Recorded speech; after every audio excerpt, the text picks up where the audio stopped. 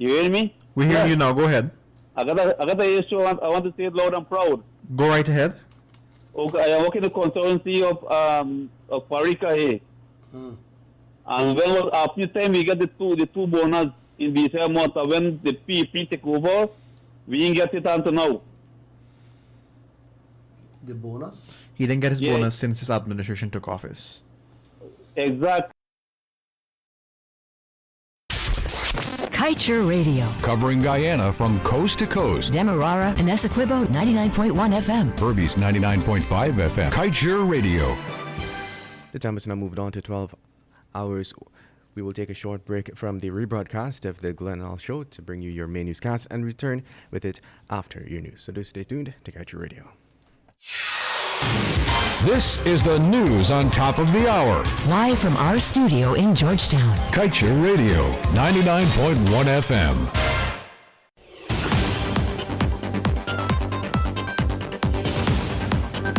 Good day. Thank you so much for tuning in to Kaieteur Radio. I'm Kevin Smith. And I'm Amrita Kosha. These are the top stories we are tracking. Government discards bids received for gas to shore project. Says it's not obligated to accept any offer and reserves right to negotiate with private partner. PPP sees oil sector as one way to get rich quick. Norton warns of vigorous response to corrupt intentions. And Suriname does continuous reviews of companies' oil spill response plan. This way, they know we're not sleeping at the wheel, according to the former Statsoli boss. Get the full details of these stories and more after the break.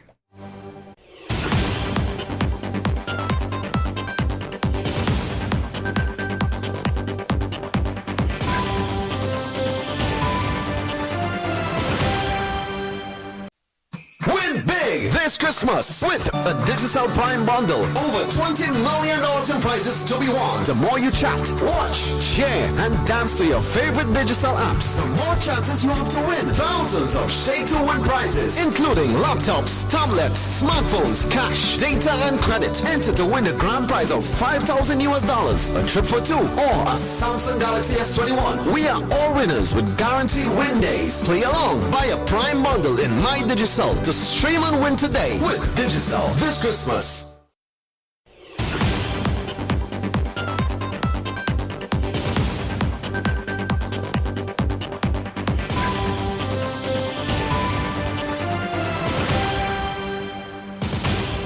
And now for the news in detail.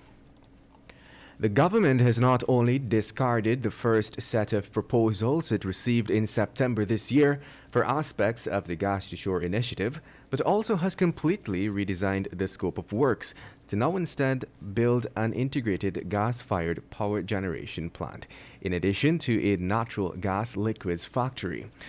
ESSO at the time had also pre-qualified firms for the NGL plant, a process now scrapped and will have to be restarted. Government explained that as part of the gas-to-energy project it has elected, after extensive evaluation of technical and execution factors with ESSO, to have the two facilities, be designed and constructed together. As such, the ministry has since re-invited interested parties to be pre-qualified to engineer, procure, and construct the two integrated facilities. And we now tell you that the new leader of the PNCR, Aubrey Norton, said that the discovery of oil presents an unprecedented opportunity for Guyana to embark on a period of real development. But he said the ruling PPP government sees it as an opportunity to get rich quickly. Earlier this week, at his inauguration, Norton had warned the government about its proposals to tinker with the Natural Resources Fund. Norton said on Wednesday that he considers his election to leader as an indication that the PNCR constituents want a vigorous response to the corrupt intentions of the PPP to squander our patrimony through reckless spending and bloated contracts. In other news, while Suriname has made it a practice to ensure oil companies have response plans in place in the event of an oil spill, it ensures continuous reviews of these plans are done as a guarantee of their effectiveness. Additionally, this is done to ensure the oil companies know that Suriname's authorities are never asleep at the proverbial wheel, that they are 1,000% committed to protecting their offshore marine resources. Making this point pellucid was former head of Staatsolie, Suriname's national oil company, Rudolf Elias. Elias said that Suriname ensures all oil companies operating in its backyard are fully capable of responding to oil spills. He stressed as well that Suriname ensures that it secures insurance for cleanup costs only from the parent companies. In Guyana, even though American oil explorer ExxonMobil has faced 5 years of unrelenting criticism for refusing to provide Guyana with full coverage insurance on its Liza Phase 1, Liza Phase 2 and Payara projects, the company appears hell-bent on continuing this trend for its fourth development, the $1.8 trillion Yellowtail project. Once the PPPC government's Local Content Bill 2021 is passed, shell companies and schemers of the industry will find it nearly impossible to disguise themselves as legitimate local firms. Paving the way for this is a robust definition for what constitutes a Guyanese company. The bill proposes that a Guyanese company must mean more than just being incorporated under the Companies Act. 3 major layers, therefore, ensure that oil companies only use authentic Guyanese companies. And moving on, Government Minister Nigel Dharamlal was roundly condemned for his attacks on the judiciary as he called for the Chancellor of the Judiciary, Yonit Cummings-Edwards, and Justice Don Gregory to be dismissed after they ruled against his party on Tuesday. On Tuesday, the Court of Appeal, in a majority decision, ruled that it has jurisdiction to hear an appeal challenging the decision of Chief Justice Roxanne George Wiltshire to throw out an election petition. The judges who presided over the matter are Justices Cummings-Edwards, Don Gregory, and Rishi Prasad, and they handed down a 2-1 decision. Justices Cummings-Edwards and Gregory allowed the appeal, while Justice Prasad dissented from their position. The time has now moved on to 12 hours 7. We will return after the break.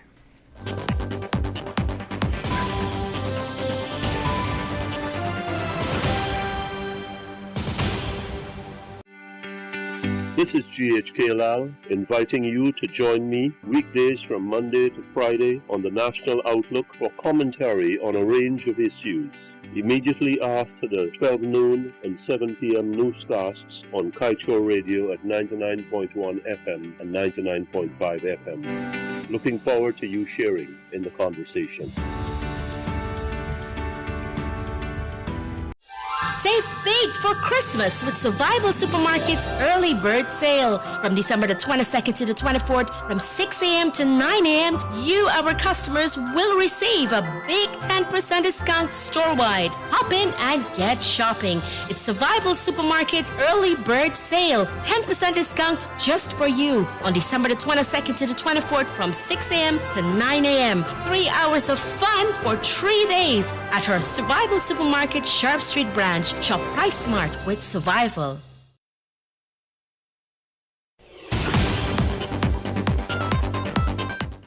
My name is Amrita Koshal, and we now return with your main newscast.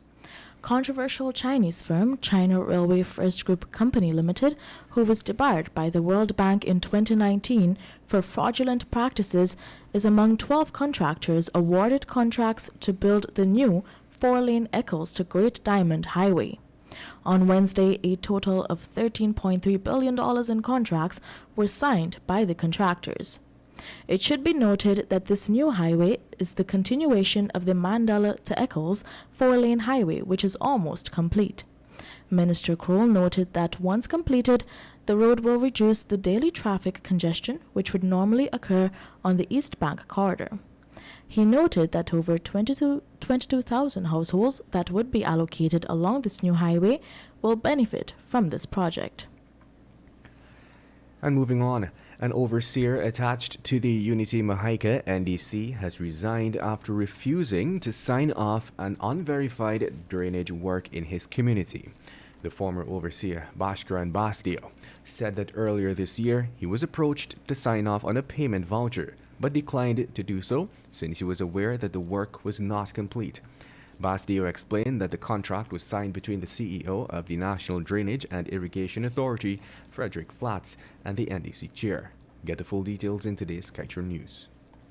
And we now tell you that Auditor General Deodat Sharma has highlighted a troubling trend in the accounting system for government, where the true value for gifts received is not recorded. According to his audit report of 2020, the government has failed to record the true value of gifts received for the year. This issue was also highlighted in the Auditor General report of 2018. According to the report, Section 34 of the Stores Regulations 1993 states that all gifts received shall be subject to normal storekeeping and received stores accounting procedures. However, although there was evidence of the receipts of numerous gifts during the year, there was no evidence of adherence to these procedures. The AG said that the amount of $5,233 million representing miscellaneous receipts as at 31st of December 2020 was understated by an undetermined amount. And moving on, the Guyana Prison Service in 2019, under the stewardship of the Minister of Public Security, Kemrad Ramjatan, spent millions of dollars to purchase a range of equipment, including riot gear. But at the time of auditing the books for that budget agency by the Auditor General's office this year, it was found that the items were still locked away in containers and never used. According to the audit findings in 2019, amounts totaling $140 million were expended on the purchase of cables, phones, shredders, fax machines, cartridges, batons, Ryan shields, and others for the GPS. Auditor General Deodat Sharma said that at the time of reporting, assets valuing $64 million were still not received. In addition, the capital items were not used and could not be physically verified since they were still in containers at the Lusignan and Georgetown prisons. And now time for your COVID-19 update. The Ministry of Health has reported that a 69-year-old woman from Region 4 who contracted COVID-19 has died. As a result of this, the country's COVID-19 death toll has now moved to 1,040. The ministry reported that the woman was an unvaccinated patient. 40 new cases were recorded, bringing the total number of confirmed cases to 38,966. 8 patients admitted into the ICU, 28 persons in institutional isolation, 676 in home isolation, and 5 in institutional quarantine. To date, a total of 37,214 persons have recovered from the virus. The time has now moved on to 12 hours 12. To wrap things up for your main newscast for December 23rd, 2021, let's wrap up with the page 7 of the Kaieteur News. Some experts want the Yellowtail project to be scrapped. We think this government should also be scrapped. We take this further. Guyana's political leaders should all be sent to the scrap yard. That is how useless and harmful they are to us. And with that, we've come to the end of today's News at Noon. I'm Kevin Smith. And I'm Amrita Koshal. Thank you for listening. Want value for your advertising dollar? Then place your ads on Kaieteur Radio's newscasts. Streamed live on 6 different mediums, reaching hundreds of thousands. Advertise today and watch your dollar grow. Call us on 225-8465 or 226-8210 today.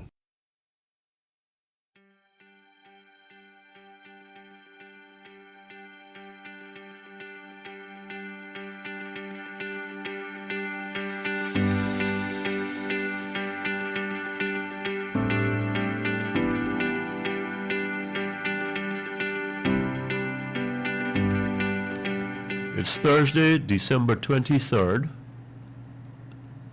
Welcome to the National Outlook on Kaieteur Radio 99.1 and 99.5 FM.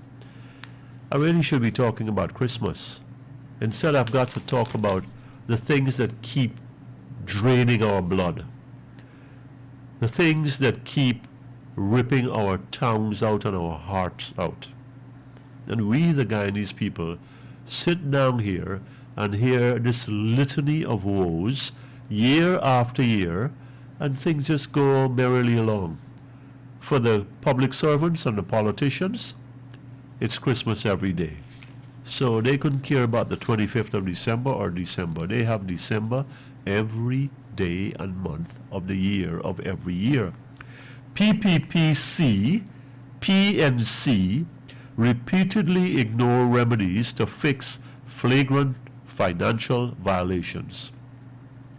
Auditor General concerned as 62% of recommendations not implemented. Oh my God. You know, when the PPPC, whatever that stands for, and the PNC and the AFC are on the campaign trail, they throw stones at each other. Hey, listen, you're a thief. And the other one says, you thief more. So it's the pot calling each other, calling the other black, or whatever we say in this country. I am just tired and disgusted. I want to puke when I read these things. But these are not imaginary things. They're not speculative. They're not malicious. They're real. Repeatedly ignore remedies to fix flagrant financial violations. And you know what that means, right? Hundreds of millions are involved. Expensive projects are involved. Procedures are not followed. Monies are paid that are not due. Work that is due is not done. And we go on and on. In many instances, recommendations are repeated each year without appropriate action, and as a result, weaknesses and issues that impacted negatively on government's governance and accountability mechanisms continue to occur. AG Deodat Sharma. Recommendations are repeated each year without appropriate action. What are we doing with these people? Why do we have the PPPC and the PNC and AFC in government? Why are these people governing anything? They could govern a dog to walk down the street. And they shouldn't be in government because, look, all they're doing is stealing the money that belongs to the people. We've got audits. We've got procurement commissions. We've got audit reports. And we've got a public account committee, and yet we get these flashy stories, these splashy stories, and you get a headline, and then everything goes back to normal. Same old, same old. You're paying for this, you know. I'm an American taxpayer. You're paying for this here. I mean, I'm paying for this. Every time I buy something, I pay VAT. Every time I import something, and I do a lot of that, I pay duty. It should be lesser, the VAT should be lesser, but it can't be because we have to pay taxes. That's a tax. We have to pay income tax, but the family pays income tax, both here and overseas. So I know about this. So when they steal the money, when they don't follow procedures, and when this costs us, it's coming out of our pocket. Can you afford that? That's the question you need to ask yourselves. And how long are you going to take this and continue like this? I'm GHK Lal, Kaieteur Radio 99.1 and 99.5 FM. Thank you for listening to the National Outlook.